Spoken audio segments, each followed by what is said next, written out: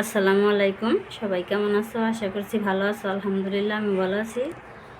আজকে আমি এখানে কিছু আলু কেটে নিচ্ছি, এখানে পেঁয়াজ কেটে নিচ্ছি, এখানে 2টা তেজপাতা নিচ্ছি, এখানে এলাচি, দারচিনি আর এখানে আদা রসুন জিরে একসাথে বেটে নিচ্ছি। আজকে আমি রান্না করব গরুর মাংস। খুব সহজভাবে আমি রান্না করব আজকে নতুনভাবে। সবাই প্রথম থেকে শেষ পর্যন্ত পুরো ভিডিওটা দেখে নিও। এখানে আমি একটা কড়াই নিয়ে নিচ্ছি, এখন আমি মাংস দিয়ে দিব। গরুর মাংসটা দিয়ে দিলাম, পেঁয়াজ দিয়ে দিলাম, আদা রসুন জিরে একসাথে বেটে নিয়েছি দিয়ে দিলাম, হলুদ গুঁড়ো দিয়ে দিলাম, মরিচের গুঁড়ো দিয়ে দিলাম, ধনিয়া গুঁড়ো দিয়ে দিলাম, লবণ পরিমাণ মতো। এখানে এলাচি দারচিনি কিছু দিয়ে দিলাম আর কিছু পরে দেবো, তেজপাতা দিয়ে দিলাম।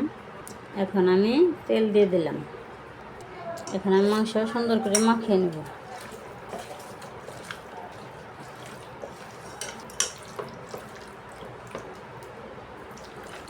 এখন মাখানো হয়ে গেল, এভাবে আমি চুলায় বসিয়ে দেব।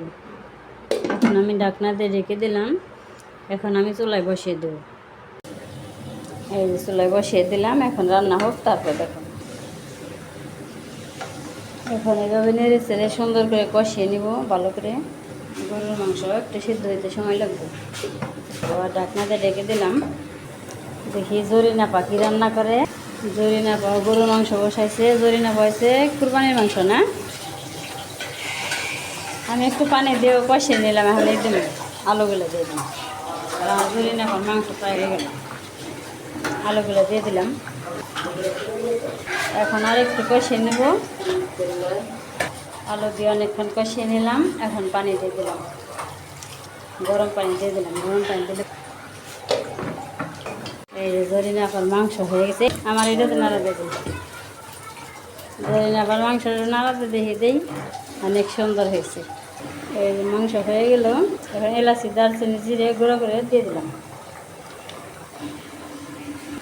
এই চুলায় পোলাও বসাইছি, পোলাওটাও হয়ে গেছে।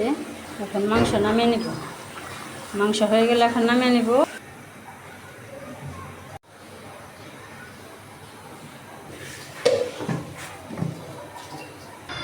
এই যে বন্ধুরা, আমি গরুর মাংসটা নামিয়ে নিয়ে আসলাম।